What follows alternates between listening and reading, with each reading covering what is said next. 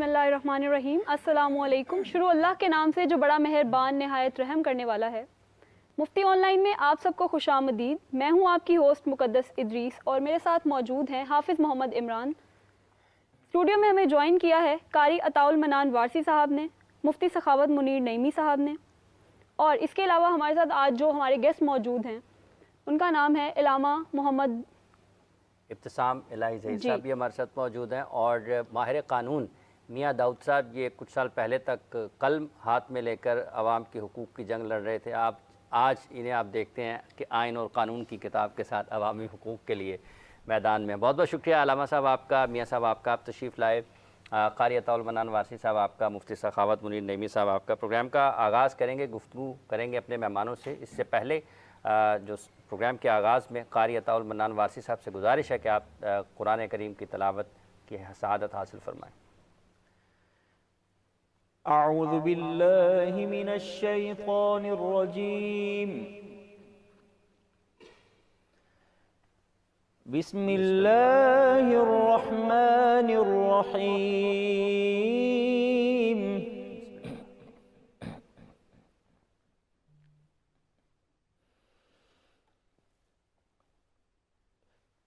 یا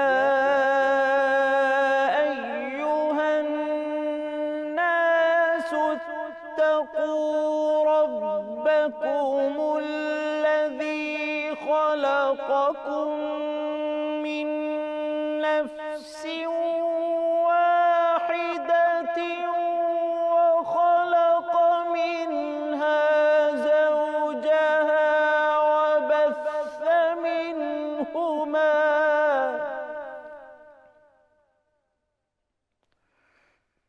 وبث منهما رجالا كثيرا ونساء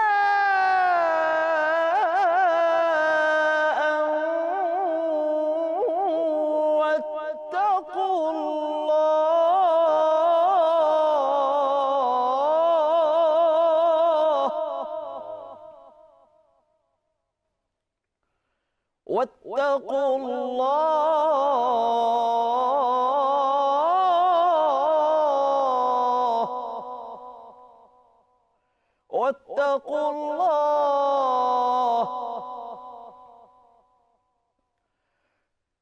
واتقوا الله الذي تساءلون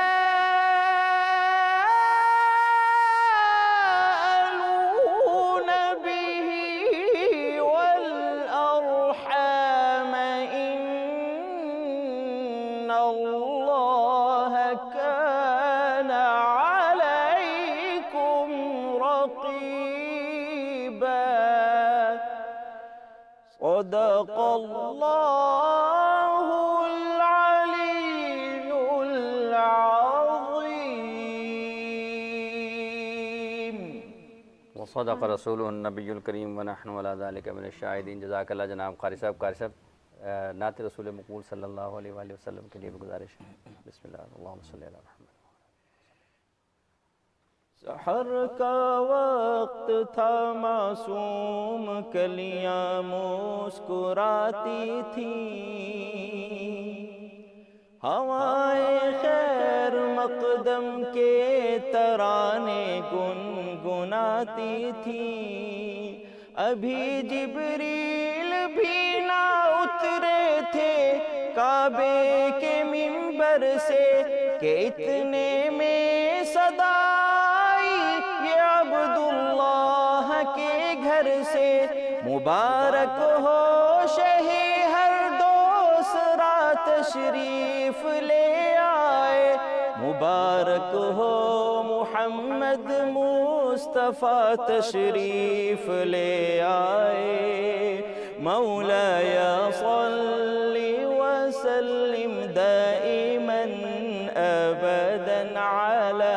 حبيبك خير الخلق كلهم، محمد سيد الكونين وثقلين، محمد سيد الكونين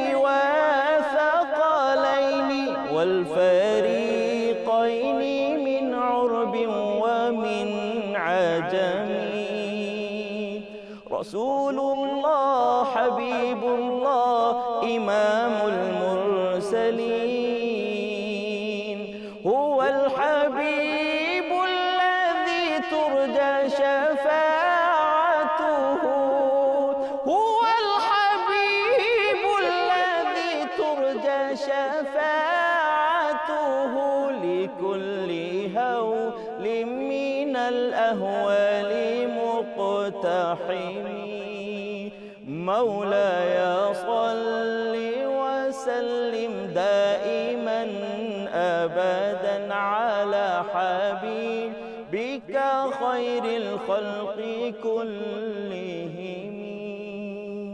بہت بہت شکریہ، جزاک اللہ، بہت بہت شکریہ علامہ صاحب. یہ آج جس طرح قاری صاحب نے تلاوت فرمائی ہے، اسی حوالے سے عوام میں ایک شعور، آگاہی اور جو شریعت کے احکامات ہیں وہ پہنچانے کی کوشش جس میں آپ تشریف لائیں، آپ کا بہت بہت شکریہ.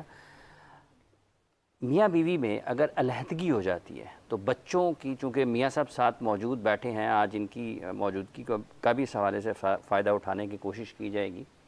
جو بچے ہیں وہ عدالتوں میں خوار ہوتے ہیں، دو خاندان میں خوار ہو رہے ہیں. 15 دن کے بعد جس کے پاس بھی بچے ہیں ان کی 15 دن کے بعد ایک ملاقات ہوتی ہے اور بسا اوقات وہ بھی نہیں ہو پاتی. کیا شریعت کا حکم ہے کہ اگر میاں بیوی میں علیحدگی ہے، طلاق ہو گئی ہے، جو کہ ایک ناپسندیدہ فعل ہے، بچوں کے مستقبل کے حوالے سے جو قوانین ہیں ان پر ہم میاں صاحب کی بھی رائے لیں گے، شرعاً کیا حکم ہے؟ لیکن جس وقت ہم کتاب و سنت کا مطالعہ کرتے ہیں یہ بات سمجھ میں آتی ہے کہ طلاق ہونے کا مطلب یہ نہیں کہ ماں نہیں رہی اور باپ نہیں رہا. ماں اور باپ کی جگہ جو ہے نا وہ بالکل ان کا رشتہ برقرار رہتا ہے طلاق ہونے کے باوجود بھی. تو بالکل اس کو کٹ آف کروا دینا یا ان کا بالکل آپس میں لا تعلقی کروا دینا یا ملاقات و بندیاں عائد کرنا یہ کسی بھی طور درست بات نہیں ہے. جس وقت قرآن مجید کا مطالعہ کرتے ہیں یہ بھی بات سمجھ میں آتی ہے کہ ابتدائی ایام کے اندر جس وقت بیوی کا طلاق ہو جاتی ہے تو اس کو رضاعت کا باقاعدہ طور پر معاوضہ دے کے اس سے رضاعت کروانے کا حکم ہے تاکہ ایک بچے اور ماں کی افیلیشن جو ہے نا برقرار رہے. اسی طرح جس وقت کوئی معاشی ضروریات ہوں تو والدین کے لیے جو ہے نا بات یہ ہے کہ جو بھی اللہ تعالیٰ نے جس کو بھی صلاحیت دی ہے بالعموم یہ ذمہ داری والد کے شولڈر پہ عائد ہوتی ہے.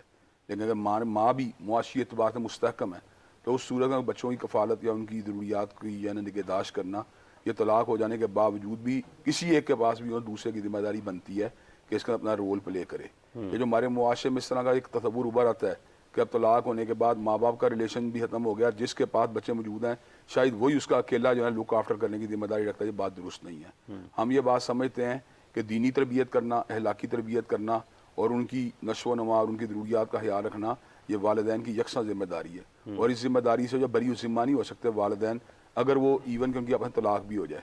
جو ہمارے معاشرے کے اندر ان کے درمیان ملاقاتیں کروانے جو تعطل ہے میں یہ سمجھتا ہوں اس کو اندر بہتری لانے کی ضرورت ہے. اور یہ بات عدالتوں تک نہ جائے تو بہت بہتر ہے. یہ ڈومیسٹک لیول کے اوپر مسئلہ حل کیا جا سکتا ہے کہ والدین کا ایک ایسی کوآرڈینیشن اسٹیبلش ہو جائے اگر وہ جب بھی ملنا چاہے والد بچوں کو یا والدہ بچوں کو تو اس کے اندر کوئی امر مانے نہیں ہونا چاہیے. کیونکہ یہ بات یہ ہے کہ والد کی موجودگی ہو یا والدہ کی موجودگی ہو اس سے بچوں کے اندر ایک اسٹرینتھ پیدا ہوتی ہے اور دونوں سے کسی ایک کی عدم موجودگی سے وہ ویکنس کا شکار ہوتا ہے سماجی اعتبار سے بھی اور تربیت کے اعتبار سے محبت کے اعتبار سے بھی. اور معاشرے جس وقت وہ عام بچوں سے ملتے ہیں جن کے والدین جو گھر میں موجود ہوتے ہیں تو ان کو دیکھ کے ان میں ایک احساس کمتری کیفیت زیادہ ہوتی ہے.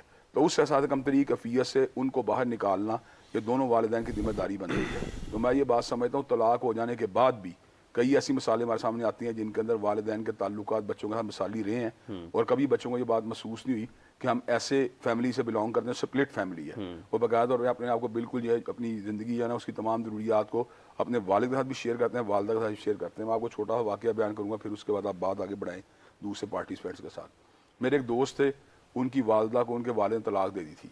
وہ اس وقت جو ہے نا انگلینڈ میں رہتے ہیں. جب بھی واپس آتے ہیں اپنے والد کے ساتھ ان کے گھر میں ٹھہرتے ہیں لیکن اس دوران اپنی والدہ کے ساتھ مسلسل ملاقاتیں کرتے رہتے ہیں. نہ اس بات کے اوپر ان کے والد کو اعتراض ہے اور نہ ہی والدہ نے کبھی یہ بات کہی ہے تم میرے گھر کی بجائے والد کے گھر میں کیوں رہ رہے ہو. ان کی والدہ نے کسی اور کا شادی کر لی تھی تو ان کے والد جو ہے نا کبھی انہوں نے اس کے مسئلے میں رکاوٹ کھڑی نہیں کی. اپنی ماں کو جا کے ملتے ہیں، ان کے لیے بھی تحفے تحائف لاتے ہیں، ان سے اپنی محبتوں کو بھی حاصل کرتے ہیں. تو میں یہ بات سمجھتا ہوں انسان کی ایگو اس درجے کی نہیں ہونی چاہیے. ٹھیک ہے نباہ نہیں ہو سکا، ان کا باہم آپس سیٹلمنٹ نہیں ہو سکی یا ان کی انڈرسٹینڈنگ ڈیولپ نہیں ہو سکی، لیکن اس کا مطلب ہرگز یہ نہیں ہے بچے دنیا میں آ گئے ہیں ان سے ان کی جو ہے نا تعلقات کو منقطع کر دیا جائے، بلکہ ان کی کفالت، ان کی تربیت اور تعلیم کے جملہ معاملات جو ہیں والدین کو جاری رکھنے چاہیے. ٹھیک. اچھا علامہ صاحب، کس عمر تک بچے کا جو خرچ ہے وہ والد کے اوپر، اگر وہ والدہ کے پاس ہے اپنی علیحدگی کے بعد طلاق کے بعد والدہ کے ساتھ رہائش ان کی ہے، کس عمر تک اس کا خرچہ والد کے ذمہ ہے. ایک تو بات ہے لا کی، جو آپ میں تو میرا خیال ہے اس کے بارے میں زیادہ بہتر داؤد صاحب کی رہنمائی کریں گے. بالعموم تو دنیا میں 18 سال کو ایک بلوغت کی ایج مانا جاتا ہے، لیکن اسلام کے اندر اس طرح کا تصور نہیں ہے. اسلام میں تصور ہے جب تک وہ ضرورت اس کو رہے بچے کو، جب تک ضرورت رہے بچے کو، والد کو اسے کرتا رہنا چاہیے. اور اسی طرح معاملہ جو ہے نا ایک سٹیج پہ آ کے ریورس بھی ہو جاتا ہے. جس وقت والد محتاج ہوتے ہیں تو پھر بچے کا یہ ذمہ داری آ جاتی ہے کہ والدین کی لک آفٹر کرے جب تک ان کو ضرورت باقی رہتی ہے. نہ اس میں کوئی اولڈ ہاؤس کا کنسیپٹ ہے، نہ ہی کوئی یورپین تصور زندگی ہے کہ جس کے اندر بچہ جب جوان ہو گیا ہے تو والدین اس کی ضروریات پوری کرنے قاصر نظر آتے ہیں. میں یہ بات سمجھتا ہوں پاکستان اس لحاظ سے ایک مثالی ملک ہے جس میں بچے بغیر طور اسٹینفورڈ چلے جاتے ہیں، میساچوسیٹس چلے جاتے ہیں، بوسٹن چلے جاتے ہیں، آکسفورڈ ہارورڈ چلے جاتے ہیں، تب بھی ان کی فیسیں والدین ہی پے کر رہے ہوتے ہیں. تو ایسی بات نہیں کہ بلوغت کے بعد یا شادی کے بعد والدین جو لک آفٹر کرنا چھوڑ دیں. اللہ کے فضل ہماری اپنی فیملیز کا ہم یہ دیکھتے ہیں، ہمارے بچے شادی شدہ بھی ہوں تو ہم ان کی ضروریات کو پورا کریں، کبھی تعامل سے کام نہیں لیتے. یہ اللہ نے محبت کا ایک ایسا رشتہ بنایا ہے کہ جس کے اندر کوئی لمٹ نہیں ہے ایج کی کہ اب اتنی عمر ہو گئی ہے تو ہم نے ان کی کفالت چھوڑ دینی ہے. جب تک ہمارے اندر استعداد موجود ہے، صلاحیت موجود ہے معیشت کا معاملہ چلانے کی، تو ہم نے بچوں کی جو ہے نا ہمیں ضروریات کو پورا کرنے کی کوشش کرنی چاہیے، کرتے رہنا چاہیے جب تک ہے. اس کا کوئی تعلق نہیں ہے. تعلق اس چیز ہے میری اگر معیشت ہے، معیشت مضبوط ہے، بچے کی معیشت کمزور ہے تو مجھے ہر صورت کو اسسٹ کرنا چاہیے. اس کی معیشت مضبوط ہے، میری کمزور ہے، پھر اسے مجھے اسسٹ کرنا چاہیے. ٹھیک ہے جی داؤد صاحب، میرا آپ سے سوال ہے کہ اس طرح کے کیسز جو ہیں وہ اکثر آتے رہتے ہیں لائرز کے پاس بھی کہ میاں بیوی کی علیحدگی ہو گئی ہے اور اس کے بعد جو بچہ ہے اس کے اخراجات جو باپ اٹھانے کی طرف آ نہیں رہا ہوتا، تو اس کے بارے میں کیا کہنا چاہیں گے آپ؟ دیکھیے علامہ صاحب نے جیسے بتایا نا، میرے اپنے تجربے کے مطابق نا فیملی عدالتوں کے اندر یہ معاملات 90% نا انا پرستی کی وجہ سے ہیں. ادروائز ایسی فیملیز کو ہم بھی جانتے ہیں، عدالتوں میں دیکھتے بھی رہتے ہیں جو بڑے افہام و تفہیم کے ساتھ ان کی سیپریشن ہو گئی ہے اور وہ اپنی ذمہ داریاں جو ہیں وہ بڑے احسن طریقے سے سر انجام دے رہے ہیں. فیملی عدالتوں میں نا 2-3 مسئلے ہیں، جیسے کہ پہلے عمران صاحب نے بتایا نا کہ بچوں کی کسٹڈی ملاقات کا معاملہ. وہ ملاقات کے معاملے میں بھی میاں بیوی دونوں اپنی انا کی وجہ سے ایک دوسرے کو تنگ کر رہے ہوتے ہیں، زج کر رہے ہوتے ہیں، اس کے بہانے جو ہیں وہ تلاش کرتے ہیں. جس دن ملاقات کا دن ہے اس دن بچے کا بیماری کا سرٹیفکیٹ جمع کروا دیا، یا خاتون کی طرف سے یا مرد کی طرف سے، یہ دونوں طرف سے. اسی طرح ہی خواتین ان کے خرچے کے معاملات میں بھی میں انفارچونیٹلی ہم عدالتوں میں روز دیکھتے ہیں ایک فیملی کا کیس فیملی عدالت لاہور میں چل رہا ہے. اس خاتون کے جو شوہر تھے وہ اچھے سرکاری آفیسر تھے، ملتان سے ان کا تعلق تھا اور ان کی بیٹیاں تھیں، وہ دونوں ڈاکٹر تھے میاں بیوی. سیپریشن ہو گئی، وہ لاہور میں آ کے شفٹ ہوں گی. ان کی بیٹیوں جب انہوں نے اپنے بچیوں کے خرچے کا کیس دائر کیا تب وہ چھوٹی تھیں. اب وہ بچیاں شادی کرنے والی ہو گئی ہیں اور اس کے 43 لاکھ روپے کے بقایا جات آج کے دن تک وہ باپ نہیں دے رہا اور وہ کیس یہاں پہ چل رہے ہیں اس طرح. اور اب یہ نہیں کہا جا سکتا کہ وہ اس باپ کے پاس دینے کی ان کی پینشن آئی تو وہ پینشن میں اپنی بیٹیوں کے بیٹیاں تو اس کی ہیں نا، شادیاں ان کی آنے کی بڑی ہیں، اور وہ خاتون جو ہے وہ مختلف طرح کے چیزوں سے وہ کرتے ہی پہلے. میں ذاتی طور پہ بطور قانون کا طالب علم ہونے کے ناطے یہ سمجھتا ہوں کہ اگر ہم سب کے اندر، ہمارے معاشرے کے اندر شریعت کا، دین کا علم صحیح معنوں میں آ جائے تو ہمارا یہ مسئلہ کبھی یہ تنازع عدالت تک پہنچے ہی نا. بے شک. چونکہ یہ معاملہ ہم اپنی بنیاد سے سارے ہٹ گئے ہیں تو اس لیے یہ سارے خانگی مسائل جو ہیں وہ پیدا ہوتے ہیں اور اس کے لیے عدالتوں میں بھی جا کر آپ اسی مسئلے کا شکار رہتے ہیں جس مسئلے کی وجہ سے آپ دونوں آپس میں سیپریشن کر رہے ہیں. یا تو اگر آپ سیپریشن کر رہے ہیں اس کے بعد آپ کے مسائل کم ہو جانے چاہیے. اس لیے آپ کا تنازع پیدا ہوتا ہے کہ آپ کو آپ کے شوہر کے ساتھ یا شوہر کو بیوی کے ساتھ کوئی پرابلم کریٹ ہو گئی اور آپ نے سیپریشن کر لی تو سیپریشن اس کے بعد تو وہ پرابلم آپ نے ہمیشہ کے لیے پال لی. اگر آپ کا بیٹا ہے، بیٹی، اولاد ہے، بچے ہیں، آپ نے ان کی پرورش کی ذمہ داری نہیں، آپ نے خرچہ جمع کرانا ہے، باپ نے وہ کروانا ہی کروانا ہے، قانونی طور پہ بھی کروانا ہے، شرعی طور پہ بھی کروانا ہے. لیکن وہ چونکہ انا آڑے آئی ہوئی ہے ہمارے معاشرے میں، قانون کا علم تو بعد کی بات ہے، دین کا علم سب سے زیادہ کم ہے. اور یہ صرف چھوٹے سے طبقے میں، یہ اکثر لوگ ٹی وی چینلز کے اوپر اور آپ دیکھیں گے کہ بہت سارا نا خواتین کے حقوق کے بارے میں ایک بڑی بری تصویر جو ہے وہ پیش کرتے ہیں کہ پاکستان میں پتہ نہیں خواتین کے ساتھ کس طرح کا ظلم ہوتا ہے. اب اس کا کانٹریری دیکھیں، ہمارے معاشرے میں کوئی 90-95% سے بھی زائد خواتین جو ہیں وہ اپنے گھروں میں بہترین بس رہی ہیں، ماں کی شکل میں، بیوی کی شکل میں، بیٹی کی شکل میں. صرف 2-4-5% ہے نا جو عدالتوں میں جاتی ہیں. اس سے زیادہ تو کی تعداد نہیں ہے. باقی ساری خواتین بس ہی رہی ہیں نا, ہماری بیٹیاں ہیں, ہماری بہنیں ہیں, ہمیں ان سے کبھی کسی قسم کی کوئی شکایت نہیں ہوئی. تو اس کا مطلب یہ ہوا کہ ہمارے معاشرے میں ایک بہت زیادہ پازیٹیوٹی جو ہے وہ خواتین کی حد تک, ان چیزوں کی حد تک موجود ہے. صرف جہاں حد تک کمی ہے وہ صرف لیک آف نالج کی ہے, علم کی کمی کی وجہ سے خاصے, اور پھر جو سب سے اہم ضد اور انا, اس نے داؤد بھائی بات چھوڑی ایک ایڈ بیک. جی ملامت صاحب, ایک کئی مرتبہ ایسا بھی ہوتا ہے کہ جو اس کی اپنے یعنی کہ لیول ہوتا ہے, پوٹینشیل ہوتا ہے اس کے ریسورسز کا, اور اسے زیادہ بھی ڈیمانڈ کرتی ہے اس کو تنگ کرنے کی. جی تنگ اس کا دونوں مقصد فریقین کر رہے تنگ ہوتے کیا ہیں. جائے, وہ اتنا افورڈ تو نہیں کر سکتا, لیکن ذہنی طور پہ جو ہے نا وہ کنفیوز رہے, سٹریس کا شکار ہے, ڈپریشن کا شکار ہے, یا ناپرستی. مطلب ایک شخص میں اتنی استطاعت نہیں ہے کہ وہ 2 لاکھ روپے مہینے کے کما سکے. بالکل بالکل, ہاں جاؤ جی لے کے آؤ, ہاں بالکل, جاؤ جی لے کے آؤ, ایوی رہے. میں آج ہی کا واقعہ آپ کو ایڈ کروں, بہت ریلیونٹ بات ہوگی. ہوم سیکٹری پنجاب ہے نور الامین مینگل صاحب, انہوں نے دوسری شادی کی. اس دوسری شادی میں سے ان کی ایک صاحبزادی پیدا ہوئی, اس کی اب 5 سال عمر ہے. اب وہ بچی آٹزم بیماری کا شکار ہے, پہلے دن سے شکار ہے. نور الامین مینگل صاحب کے باقی بچے جو ہیں ان میں بھی سننے میں آیا کہ وہ ایک بچہ جو ہے وہ آٹزم بیماری کا شکار ہے, اور باقی بچے ان کے ایچسن اسکول میں پڑھتے ہیں. ٹھیک ہے, لیکن وہ اپنی اس بیمار بچی کو خرچہ نہیں دے رہے, ان کا بھی کیس لگا ہوا ہے, اور وہ مجبوراً اس عورت کو اپنی بیٹی کو لے کے عدالت جانا پڑا.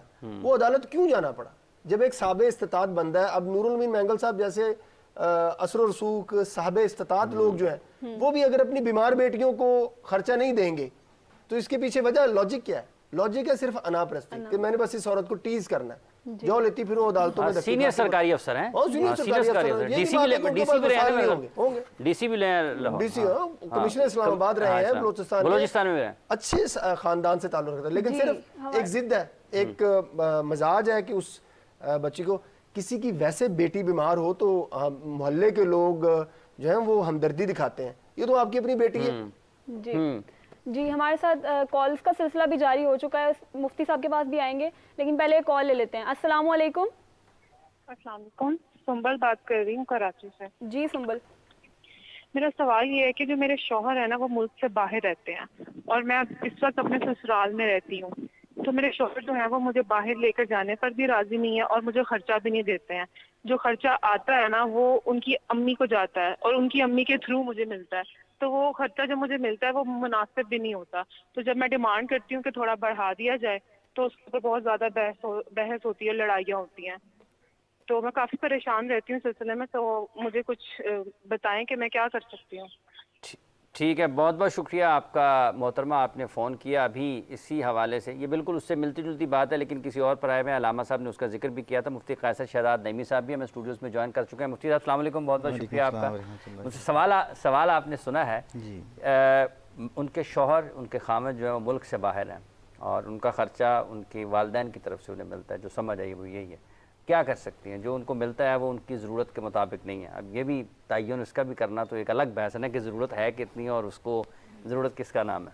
بہت شکریہ. قرآن پاک میں اللہ تعالیٰ نے جو عورتوں کو رکھنے کے حوالے سے ان کے حکم فرمایا ہے, وَعَاشِرُوهُنَّ بِالْمَعْرُوفِ, کہ انہیں اچھے طریقے سے جو ہے ان کو رکھو. اب یہ وہ صاحب جو باہر ہیں ان کی آمدن کتنی ہے, اور ان کی آمدن میں ان کے زیر کفالت جو لوگ ہیں وہ کتنے ہیں, اور اس میں ان کی والدہ محترمہ یا دیگر افراد ہیں, تو اہلیہ محترمہ کو کتنا خرچہ درکار ہوتا ہے. اس کے مطابق چاہیے ان کو یہ کہ وہ ڈائریکٹلی اپنی اہلیہ کو بھیجا کریں, چاہیے یہ کہ وہ ان کو براہ راست بھیجیں, براہ راست دیں. یہ ان کے ذمہ ہے, یہ واجب ہے ان کے ذمے. جو خواتین کی یہ مناسب نہیں ہے کہ وہ اپنے والدین کے ذریعے ان کو خرچہ دیں, ڈائریکٹلی دے دیں تو کیا حرج ہے, دینا تو ان کو ہے ہی. ٹھیک ہے. اب وہ بعض اوقات یہ بھی ہوتا ہے کہ وہ شوہر جو ہے وہ زیادہ خرچہ بھیجتے ہیں اور گھر والے کم کر کے دے لیتے ہیں, تو ڈائریکٹ ہی کیوں اپنی ذمہ داری سے یہ عہدہ براں کیوں نہیں ہوتے. ڈائریکٹلی ان کو خرچہ دیں ان کا, تاکہ وہ اپنی زندگی کے جو ان کے مسائل ہیں اور ان کے مطابق اپنے, اور یہ بھی لازمی نہیں ہے کہ جو ان کی ڈیمانڈ ہے وہ اگر ان کی آمدنی سے میچ نہیں کرتی تو پھر لازمی نہیں کہ ان پہ ان کی ڈیمانڈ پوری کریں. وہ اپنی آمدنی کے مطابق جیسا کپڑا خود پہنتے ہیں ایسے ہی کپڑا ان کو پہننے کے لیے جو ہے وہ خرچہ دیں, جیسا خود کھانا کھاتے ہیں ایسا ہی کھانا ان کو کھانے کے لیے جو ہے اس کے مطابق جو ہے اس کو ویلیو کے مطابق ان کو پے کرنا چاہیے. ٹھیک ہے صاحب آپ بتائیں. بسم اللہ الرحمن الرحیم. اللہم صلی وسلم وبارک علی سیدنا و مولانا محمد وعلی آلہ وصحبہ وبارک وسلم. دیکھیں جب نکاح کیا جاتا ہے نا حافظ صاحب تو وہاں پر ایک خطبہ پڑھا جاتا ہے جو کہ ابھی آیت بھی قاری صاحب نے تلاوت کی شروع میں. تو میرا خیال ہے اگر اس آیت کو اس وقت سمجھا جائے کہ یہ صرف برکت کے لیے تو نہیں پڑھی جا رہی, اس کا کوئی مقصد ہے پڑھنے کا. یا ایھا الناس اتقوا ربکم الذی خلقکم من نفس واحدۃ وخلق منها زوجها, تو آگے لفظ آتے ہیں واتقوا اللہ, اللہ سے ڈرو. تو اصل میں جس بندے کے اندر خوف خدا ہوتا ہے نا تو وہ پھر کسی کا نہ تو حق مارتا ہے اور نہ ہی کسی کو حق دینے کے حوالے سے پیچھے رہتا ہے. تو اصل جو خطبہ نکاح کے اندر یہ آیت پڑھی جاتی ہے نا, میرے خیال سے اس کو سمجھا دینا چاہیے اسی وقت کہ بیٹا یہ اس آیت کو سمجھو اور اس کے اندر ذرا غور و فکر کرو کہ اللہ تعالیٰ نے تمہارے لیے اور تمہاری بیوی کے حوالے سے جو حکم ارشاد فرمایا ہے وہ مطلقاً ہے, اور جس بندے کے اندر خوف خدا ہوتا ہے نا وہ پھر کسی کا حق نہیں مارتا. دوسرا, جب ہم قرآن مجید فرقان حمید میں دیکھتے ہیں لِيُنْفِقْ ذُو سَعَةٍ مِّن سَعَتِهِ, تو اس کا معنی مفہوم یہ بھی ہے کہ اپنے جو وسعت ہے اس کے مطابق خاوند کو چاہیے کہ اپنی بیوی کے اوپر خرچ کرے. اور جس طرح ابھی قبلہ مفتی صاحب نے آیت پڑھی وَعَاشِرُوهُنَّ بِالْمَعْرُوفِ, کہ اس کو معروف طریقے کے ساتھ زندگی کا جو سامان ہے وہ پرووائڈ کرے. اور پھر وَعَلَى الْمَوْلُودِ لَهُ رِزْقُهُنَّ وَكِسْوَتُهُنَّ بِالْمَعْرُوفِ, کہ والد کے اوپر لازم ہے کہ وہ خرچہ دے اور نان و نفقہ, کپڑے, جو بھی ضروریات زندگی کا سامان ہے اس کو مہیا کرے. اب بیوی بھی ایسی ڈیمانڈ قطعی طور پر نہ کرے کہ جو خاوند کے بس میں ہی نہیں ہے. اب خاوند جو ہے وہ کماتا ہو جناب 20,000 اور بیوی ڈیمانڈ کرے جی مجھے ایک دن کا 20,000 چاہیے, تو یہ تو بات ہی غلط ہے نا. قرآن نے بالمعروف کا لفظ استعمال فرمایا ہے. تو اس لیے اگر دونوں خاندان جو ہیں وہ پہلے ہی دن سے اس بات کا تعین کر لیں کہ ہم اپنی بیٹی کو بھیج رہے ہیں, ٹھیک ہے آپ نے جو نکاح نامہ دیکھا اس کے اندر سارے معاملات پر کرنا بڑی اچھی بات ہے, لیکن حافظ صاحب بعض دفعہ نا ایک طریقہ ہوتا ہے معروف, ایک دوسرے کی نا حوالے سے کوئی اللہ تعالیٰ کا خوف رکھنا اور ایک دوسرے کے حقوق سے بڑھ کر کسی کو ادا کرنا. تو اگر یہ دونوں خاندان آپس میں ایسا کر لیں تو میرا خیال ہے عدالت تک جانے کی بھی نوبت نہ آئے. لیکن جب وہ واتقوا اللہ کی جو ایک حکم ہے اس سے ہٹتے ہیں تو پھر ہر بندے کے دل میں ہوتا ہے جی میں اس سے بڑھ کر خرچہ مانگوں, وہ کہتا ہے میں اس سے کم دوں. تو یہ چیزیں اگر دیکھ لی جائیں تو معاملہ میرا خیال ہے خراب نہیں ہو سکتا. جہاں تک خاتون کے سوال کا تعلق ہے کہ خاوند جب خرچہ بھیجے تو وہ والدین کے ذریعے سے بیوی کو بھیج رہا ہے, تو میرے خیال سے اگر بیوی اس بات کو ملحوظ خاطر رکھ لے کہ اگر میرے جو خاوند ہیں ان کی والدہ یا ان کے والد جو میرے سسر اور ساس ہیں اگر وہ بھی مجھے مفتی صاحب شرعن حکم میں شرعن حکم بھی عرض شریعت کی قیادت تو کوئی نہیں ہے. دیکھیں نا میں عرض کرتا ہوں کوئی قیادت نہیں. خرچہ پہنچانا مقصود ہے. اصل میں نا بعض دفعہ خاوند کے دل میں یہ ہوتا ہے کہ میں اگر اپنی ماں کے ذریعے سے خرچہ پہنچاؤں گا نا مناسب, لیکن شرط یہ ہے معروف, یا باپ کے ذریعے سے پہنچاتا ہوں تو ان دونوں کے مابین ایک محبتیں قائم رہیں گی چونکہ وہ تو باہر ہیں. تو اب وہ میرے خیال سے میری ناقص عقل کے مطابق وہ ان کے مابین نا ایک محبت کو پیدا کرنا چاہتا ہے, اس وجہ سے خرچہ. اگر ذمہ داری کی بات کریں تو پھر خاوند کو چاہیے کہ علیحدہ سے خرچہ دے. تو اگر یہ دونوں طریقوں کو جناب وہ اچھے طریقے سے لے کر چلتے ہیں تو میرا خیال ہے کوئی مفتی اس صاحب طریقے سے اگر محبت کی بجائے نفرت اگر پیدا ہو رہی ہو تو پھر طریقہ تو پھر بدلنا اس کو ختم کر دینا. دیکھیں نا اگر تو ہاں. نفرت پھیل رہی ہے اور اگر بیوی کی طرف سے کوئی ایسا اعتراض ہے, والدین ظلم کر رہے ہیں, خرچہ مناسب, جس طرح کہ بہن کا سوال بھی یہ تھا کہ مجھے جو خرچ دے رہے ہیں وہ مناسب نہیں ہے, ایسا بھی نہ ہونا چاہیے کہ ماں کا بھی سارا خرچہ وہی لے جائے. یہ بھی نہیں ہونا چاہیے. ایک خاوند کو اس بات کا احساس ہونا چاہیے کہ میں نے بیوی کا حق کتنا ادا کرنا ہے, اپنی ماں کا کتنا ادا کرنا ہے, اپنے باپ کا کتنا. تو اگر علیحدہ علیحدہ بھیج دیتا ہے تو بھی بہتر ہے, اور اگر لڑائی جھگڑا پیدا ہو تو علیحدہ علیحدہ کر دے. اگر محبتیں بڑھ رہی ہیں تو پھر اگر ایک ہی جگہ. اچھا علامہ صاحب, جیسے ابھی کمائی کا کسی آمدن کا ذکر ہوا ہے کہ آمدن اتنی ہے اور اس میں سے آپ نے حصے نکالنے ہیں, کوئی حصہ مقرر ہے کہ اتنا ہی کرنا ہے؟ پہلی بات. تو دوسری بات یہ ہے کہ اگر کوئی خاتون جس کے ساتھ کسی مرد کی شادی ہوئی ہے, نکاح ہوا ہے, نکاح جس خاتون کے ساتھ ہوا ہے اس کی اپنی مالی حیثیت ایسی ہے کہ اس کے پاس بہت مالی حیثیت مضبوط ہے, وہ اسی اپنی طرز زندگی کو برقرار رکھنے کے لیے اگر اپنے خاوند سے تقاضا کرتی ہے کہ مجھے تو اپنے گھر میں یہ بھی تھا, یہ بھی تھا, یہ بھی تھا, تو میرا تو خیال رکھو. پھر اب دیکھیں جب شادی ہوتی ہے تو اس کے اندر ایک بات کو ملحوظہ رکھنا چاہیے کہ جہاں آپ نے نئے رشتے کی ضروریات پوری کرنی ہے, اس کے تقاضے پورے کریں, پیچھے رشتوں کو برقرار رکھنا ہے. اگر آپ اس کو بیلنس کو جو ہے نا مینٹین نہیں کرتے تو آپ کامیاب انسان نہیں ہیں. اس بیلنس کو مینٹین کرنے کے لیے ضروری ہے کہ آپ اگلے بندے کو ابزارو کریں اور پچھلے بندوں کو نظر انداز نہ کریں. اگر آپ یہ کام کریں گے کہ آپ نئے کو تو ویلکم کر رہے ہیں, پچھلے کو نظر انداز کر رہے ہیں, پچھلوں کے ساتھ جو ہے بالکل آپ نے اپنے آپ کو جوڑے رکھا ہے اور نئے کو ویلکم نہیں کر رہے, تو یہ آپ کی ناکامی کی علامت ہے. ٹھیک ہے. تو میں یہ بات سمجھتا ہوں والدین کی ضروریات پہلے سے متعین ہوتی ہیں, ہمیں پتہ ہوتا ہے جس وقت ہماری شادی نہیں ہوتی کہ والدین کی اتنی ضروریات ہیں. ٹھیک ہے. ہمیں یہ بھی پتہ ہوتا ہے ان کا ذرائع آمدن کیا ہے. ٹھیک ہے. اگر ان کا ذرائع آمدن محدود ہیں اور وہ ہم ان کو ہمیشہ اسسٹ کرتے رہے ہیں تو یہ سلسلہ شادی کے بعد بھی جاری رہنا ہے. یہ ایسا نہیں ہے کہ وہ اس کے بعد میں نے ان کی دوائی کی ضرورت کو بالکل نظر انداز کر دیا یا میں نے ان کے کپڑے لتے کی ضرورت کو بالکل نظر انداز کر دیا. دوسری بات یہ, جس وقت کوئی آپ عورت کو لے کے آتے ہیں تو اس کی مالی حیثیت کے ساتھ ساتھ اس کو اس بات کو سمجھنا چاہیے, عورت کو بھی اس بات کو, کہ وہاں جہاں وہ جا رہی ہے اس مالی حیثیت میں اس نے اپنی جملہ ضروریات کو اکاموڈیٹ کرنا ہے. ٹھیک ہے. مثال ہے, کروڑ پتی عورت کی شادی جو ہے کسی لاکھ پتی مرد کے ساتھ ہو گئی ہے تو لاکھ پتی میں کروڑوں والی فیسلٹیز نہیں دے سکتا, تو اس کو چاہیے تھا کہ اس وقت انکار کر دیتی, کوئی اس کو پابندی نہیں تھی اس چیز کی, ہر صورت اس بندے کے ساتھ جو شادی کرتی. لیکن اگر اس نے اپنے آپ کو اس بات کے لیے مادہ تیار کر لیا کہ اس نے ایسی جگہ شادی کرنے کے لیے جا رہی ہے فیملی وجوہات کی بنیاد کے اوپر یا کسی بھی وجہ کے وہ شادی کرنے میں مادہ ہو چکی ہے, جبکہ اللہ تعالیٰ نے اس کو ایجاب و قبول سے قبل اس بات کی پوری یاد دے رکھی تھی, وہ قبول کرے یا اس کو ریجیکٹ کر دے. جب اس نے اس کو قبول کر لیا تو اس کو پتہ ہونا چاہیے کہ میرے حامد کا ڈومین یہ ہے. اس ڈومین میں رہتے ہوئے وہ اپنی ضروریات کو اگر پورا کرنے کے لیے تقاضا کرتی ہے اور حامد اپنے ڈومین میں رہتے ہیں اس کی ضروریات کو پورا کرتا ہے, تو اس میں کوئی اب جو ہے نا آپس میں لڑائی جھگڑے کی کوئی احتمال باقی رہنا چاہیے. لیکن عورت اس کے باوجود, اس بات کو جاننے کے باوجود کہ میرا حامد منتھلی 1 لاکھ روپیہ کماتا ہے, اس 1 لاکھ میں باقی سارے گھر والوں کو نظر انداز کر کے کہتی ہے کہ 80,000 مجھے ہی دے دو, تو میں یہ بات سمجھتا ہوں یہ بات درست نہیں ہے. اس کے اندر کو بلز بھی دینے پڑیں گے اور باقی ضروریات زندگی پوری کرنی پڑیں گی, کھانے پینے کے اخراجات بھی دینے پڑیں گے, اور والدین جو ہے نا ان کو بھی اس میں اکاموڈیٹ کرنا پڑے گا. لیکن ضمنی ایک بات ضرور کرنا چاہوں گا کہ شادی جو ہے اصل میں تو ایک کمپینین شپ کا نام ہے.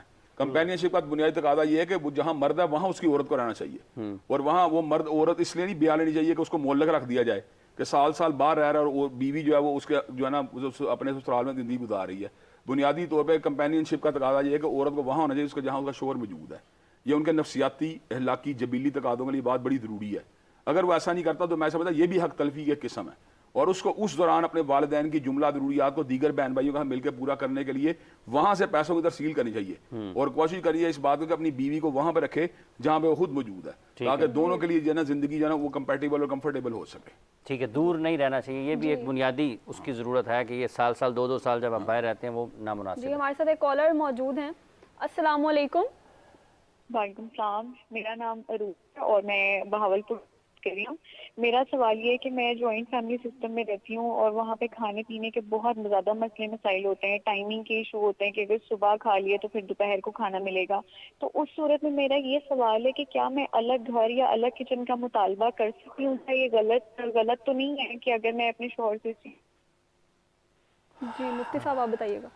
بسم اللہ الرحمن الرحیم. دیکھیں بالکل خاتون کا یہ حق ہے کہ اس کو علیحدہ گھر میں رکھا جائے, اور خاوند کی ذمہ داری کے اندر یہ چیز شامل ہے کہ چونکہ قرآن نے کہا نا کہ جو ہے اس کے لیے کپڑوں کا بندوبست کرے, اور اسی طرح یہ جو کپڑوں کا لفظ ہے نا یا جو نفقہ کا لفظ ہے یہ سکنا کے اوپر بھی یعنی رہائش کے اوپر بھی دلالت کرتا ہے.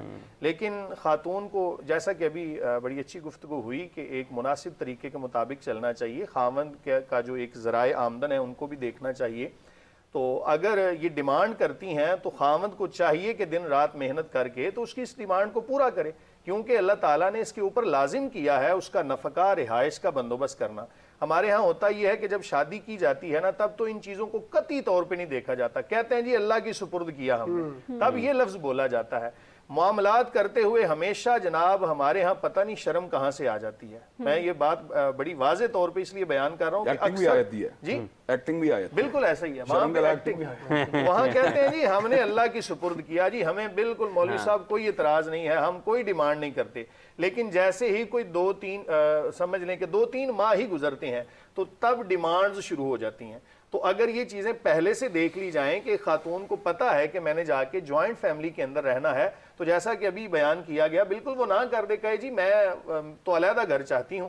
تو خاوند اگر وہ اس بات پہ رضامند ہے یا اس کی اس ڈیمانڈ کو پورا کر سکتا ہے تو ہاں کر دے. اچھا آپ نے جوائنٹ فیملی کا ذکر کیا, علامہ صاحب جوائنٹ فیملی کیا اس کی کوئی حرج نہیں, اس میں والدین کی تو لائبلٹی رہنی ہے نا.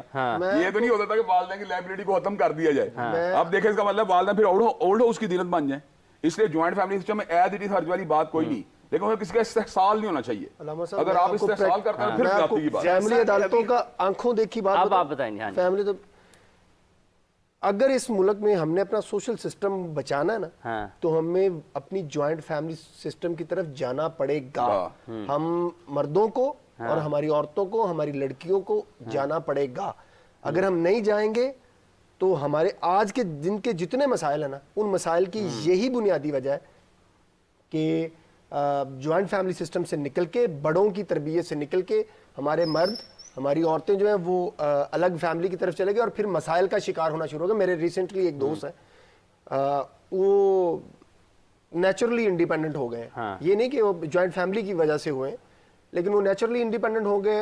अब उसकी एक टांग अपने ऑफिस होती है, दूसरी टांग उसकी घर में होती है, और इस दौरान अगर उसकी बीवी की तबीयत खराब हो गई है, उसके बच्चे छोटे हैं और उसको हॉस्पिटल लेके जाना है ना, तो उसको ये मुसीबत पड़ी होती है कि मैं अपने बच्चे किसके पास छोड़ के जाऊं कि मैं उनको लेके जाऊं। बिल्कुल सही। या एक बच्चे को स्कूल छोड़ना है तो दूसरे को लेके आना है, और बीच में कोई प्रॉब्लम। आप ना इसकी जितनी मर्जी स्टडी करवा के देख लें।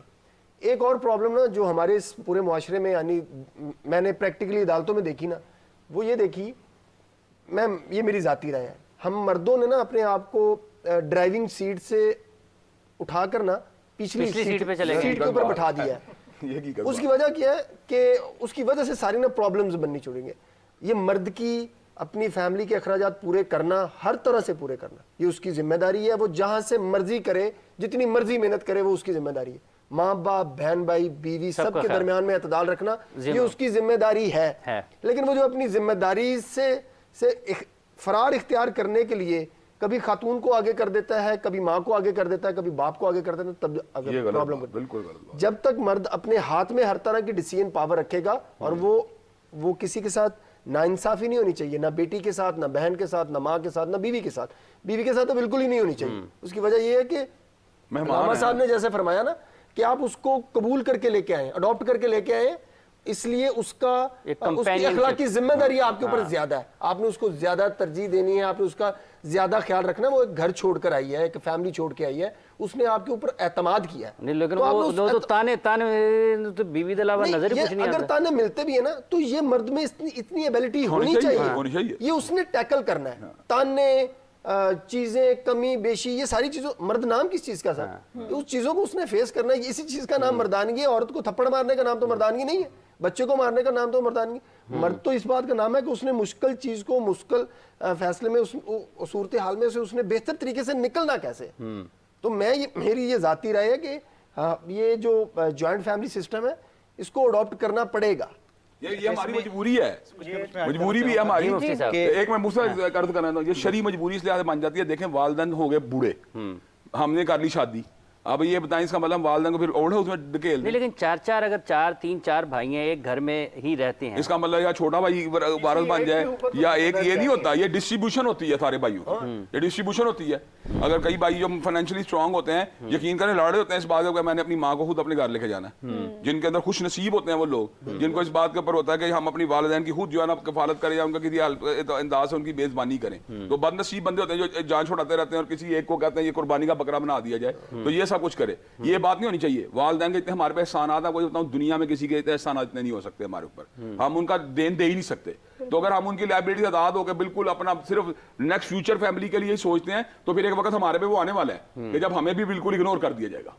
ठीक है जी मुफ्ती साहब। कुरान पाक में अर्रिजालु कव्वामून अलन निसा, जो उसको हाकिम करार दिया गया है, उसमें बिल्कुल सेकंड करता हूँ दाऊद साहब की बात को, कि उसकी वजह यही है कि वो उसमें इतनी एबिलिटी होती है कि वो ये सारी तकसीमें कार कर सकता है। और जॉइंट सिस्टम जो है फैमिली का, इसके कुछ एडवांटेजेस भी हैं और डिसएडवांटेजेस भी हैं, लेकिन मैं समझता हूँ एज ए ऑब्जर्वर कि इसके एडवांटेजेस ज़्यादा हैं। कि इंसान एक माशरती हैवान है, जब ज़्यादा लोगों में मिलकर रहता है तो एक दूसरे का ख्याल रखते हैं, एक दूसरे के मुश्किल वक्त में काम आते हैं और एक दूसरे का दस्तो बाजू बांधते हैं। और बाज़ औक़ात किसी एक की इनकम अगर कम होती है तो जब मिल के चल रहे होते हैं तो एडजस्ट हो जाता है। जब वो अकेला तनहा होता है तो उसको अपने अकेले एक ख़ानदान, एक घर के अखराजात बर्दाश्त करना और चार लोगों को मिल के एक घर के अखराजात बर्दाश्त करना, इसमें बड़ा फ़र्क पड़ता है। लेकिन जहाँ तक कुछ चीज़ें जो है वो औरत के ज़िम्मे लाजमी नहीं हैं, लेकिन उसको हुस्ने माशरत के लिए वो चीज़ें करनी चाहिए। हम ज़ाब्ता, हर जगह हम ज़ाब्ता ढूंढते हैं, कई जगहों पे ज़ाब्ते की बजाय राब्ता और अखलाकियात से भी चीज़ों का जो है वो हल निकालना चाहिए। तो ज़ाब्ता एक अलग चीज़ है, حسن معاشرت کے لیے، اخلاقیات کے لیے، اپنے خاوند کی خوش جو ہے وہ کہہ لیں کہ اس کے رضا کے لیے رضا کے لیے، اس خوشنودی کے لیے اس کے والدین کا خیال رکھنا ہی عورت کی ذمہ ٹھیک ہے. داری. کالر ہے جی ہمارے ساتھ. السلام علیکم. کون صاحب محترمہ کہاں سے ہیں؟ جی وعلیکم السلام. جی میں عثمان لاہور سے بات کر رہا ہوں. جی جی عثمان. میرا سوال یہ ہے کہ میں جاب کرتا ہوں اور میری بیوی ہے وہ بھی جاب کرتی ہے، تو گھر کے کچھ مالی حالات میں ایسے میں اس کو کہتا ہوں کہ گھر کے جو خرچے ہیں ان میں تم اپنا کنٹریبیوٹ کرو گے، ہم ٹھیک ہوں.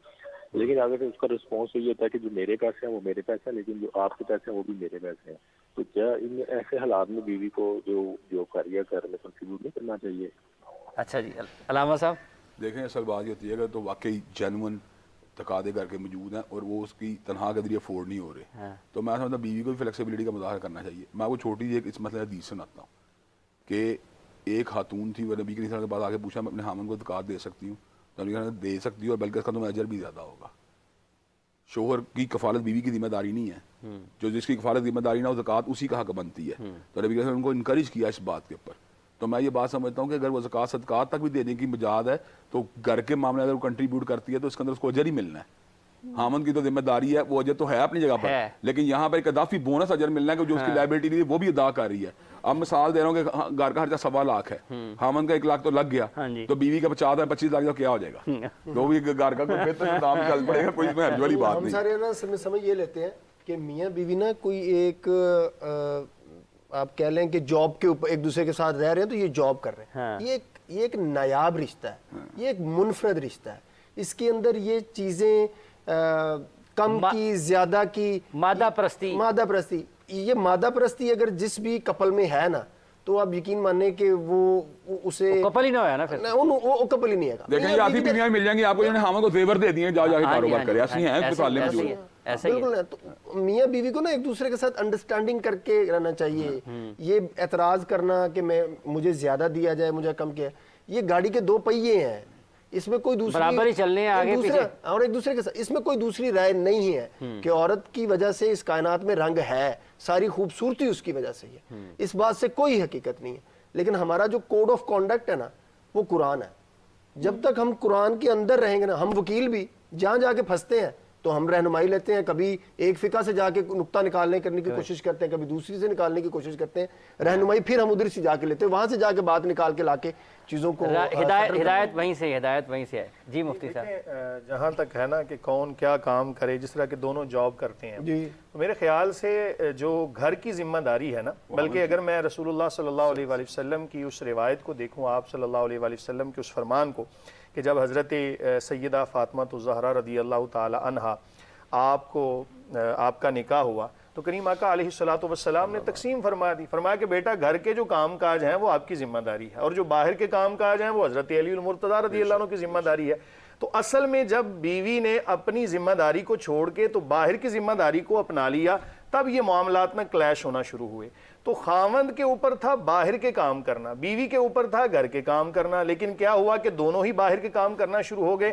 تو اس کی وجہ سے پھر بیوی چونکہ جب مال و دولت اس کے پاس آتا ہے اور مزید وہ کہتی ہے کہ جناب مجھے کچھ اور چاہیے، خواہشات کا دروازہ تو کبھی بند نہیں ہوتا. اس والے کیس میں یہ مسئلہ نہیں ہے، اس والے کیس میں یہ مسئلہ ہے چونکہ وہ شیئر کرنے میں مادہ نہیں ہے. دیکھیں جہاں تک شیئر کرنے کی بات، تمہارے پیسے تو میرے ہیں، اگر اصول کی بات کی جائے تو بیوی نے جو کمایا وہ بیوی کا ہے، اس میں کوئی شک نہیں. اور جو خاوند نے کمایا ہے بالکل اس پر بھی بیوی کا حق ہے. کیوں کہ اللہ تعالیٰ نے خاوند کے اوپر لازم فرمایا تھا بیوی کے حقوق جو مطلب جو اس کے ذمہ فرائض ہیں ان کو ادا کرنا، نان و نفقہ، دیگر ضروریات. تو بیوی کا اپنا جو ہے وہ تو اس کا اپنا ہی ہے، اور خاوند نے جو کچھ کمایا وہ بھی اصل میں بیوی کا جتنا حق بنتا ہے وہ اس کو دینا خاوند کے اوپر لازم ہے، اس میں کوئی شک نہیں ہے.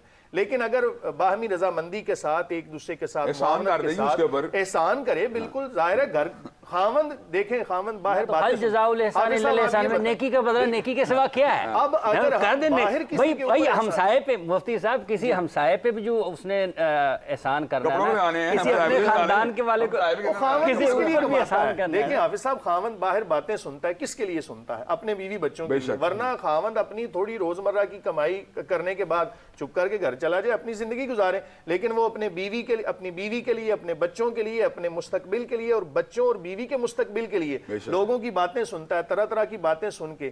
تو اس لیے بیوی کو بھی چاہیے کہ خاوند جب گھر آیا ہے تو اگر وہ کمائی تو دے دینا چاہیے. میں سمجھتا ہوں کہ جو صورت مسئلہ ہے اس میں کچھ جو دونوں طرف سے ایکسیس ہے, ٹھیک ہے. جو خامد محترم سمجھ رہے ہیں کہ اس بیوی کی کمائی پہ ان کا حق ہے, حق تو نہیں ہے, ٹھیک ہے. وہ تبرعاً احساناً دے دے تو اس کی مہربانی ہے. لیکن جو اہلیہ محترمہ ہیں یہ سمجھ رہی ہیں کہ میرے پیسے تو میرے ہی ہیں, تمہارے بھی میرے ہیں, یہ بھی سارے کے سارے نہیں ہیں. یہ بھی سارے کے سارے نہیں. اس کی سیلری اگر 80,000 ہے یا لاکھ ہے تو ساری کی ساری بیوی کی نہیں ہے. گھر کے اخراجات کے جو معاملات ہیں وہ خاوند کے ذمہ ہیں. باقی پیسے جو ہے وہ خاوند اگر اس میں سے جو ہے وہ سیونگ کرتا ہے, اپنے اوپر بھی لگانے نا کہ کسی اگر داؤد صاحب کا دل کرے میرا اور داؤد صاحب کے ہم نے اکٹھے چائے پینی جانا نہیں, داؤد صاحب نے جڑی چائے پی انہوں بھی حساب دیو. جی یہ نامناسب بات ہے. لیکن ایسا بھی ہوتا ہے نا کہ اگر شوہر جو ہے وہ اپنی بیوی کو خرچہ دے رہا ہے روز کا, اور اسی میں سے وہ کہہ رہا ہے کہ آپ نے اس کو خرچ کرنا ہے روزمرہ کے کاموں میں, کہ جیسے کھانا بنانا ہے اسی میں سے بنانا ہے, سب چیزیں اسی کے اندر سے کرنی ہے, اور پھر بعد میں حساب مانگتا ہے اس پیسے کا, اس کو اس کے لیے پیسے نہیں دیتا جو اس نے اپنے اوپر خرچ کرنے ہیں. دیکھیں اگر تو بات کی جائے نا کہ ایکسٹرا خرچ دینے کی, تو خاوند کے اوپر یہ بھی لازم ہے کہ بیوی کو اضافی پیسے اتنے دیا کرے کہ جتنے وہ اپنے گھر میں مناسب طریقے سے استعمال کرتی تھی. اگر اس کی اتنی جیب اجازت نہیں دیتی تو مناسب مقدار میں ایکسٹرا پیسے اس کو دے کہ جو وہ اپنی ضروریات کے لیے بھی, اور ظاہر ہے اس نے اپنے اوپر استعمال کرنا ہے کس کے لیے, خاوند کی رضا کے لیے. اب خاوند جناب مہینے کا دے اس کو 20,000 اور کام اس سے مانگے 50,000 کا, یہ بھی تو ظلم ہے نا. تو جتنی مقدار میں وہ آمدن دے رہا ہے اسی مقدار سے وہ حساب مانگے, اور کچھ ایکسٹرا پیسے بطور تبرعاً, اور یہ بھی اس کے اوپر لازم ہے. ویسے اتنا اگر جو خرچہ دیتا ہے نا اس کو اتنا یہ ضرور علم ہونا چاہیے کہ اگر اس نے سبزی خریدنی ہے, اس نے کوئی کھانے پینے کی چیزیں خریدنی ہے, تو اس کو یہ پتہ ہونا چاہیے کہ ریٹ ہیں کیا, اشیاء خرد و نوش کس بھاؤ میں ہیں.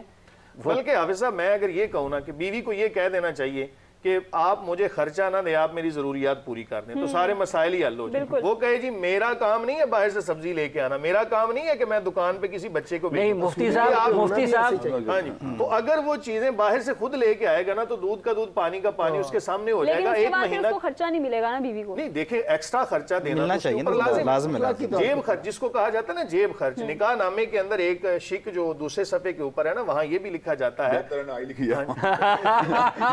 لیکن اس کا ایک فائدہ بھی ہے نقصان بھی ہے. فائدہ اس کا یہ ہے کہ ماہانہ بیوی کو جیب خرچ مل جائے گا. مفتی صاحب ایک گزارش ہے, دیکھیں یہ ہیں بہت ساری ایسی باتیں جن میں نا شرع ہے, شریعت کے احکامات ہیں, معاشرتی ذمہ داریاں ہیں, ٹھیک ہے, قانون کی ذمہ داریاں ہیں, لیکن ایک ہے انسانی فطرت.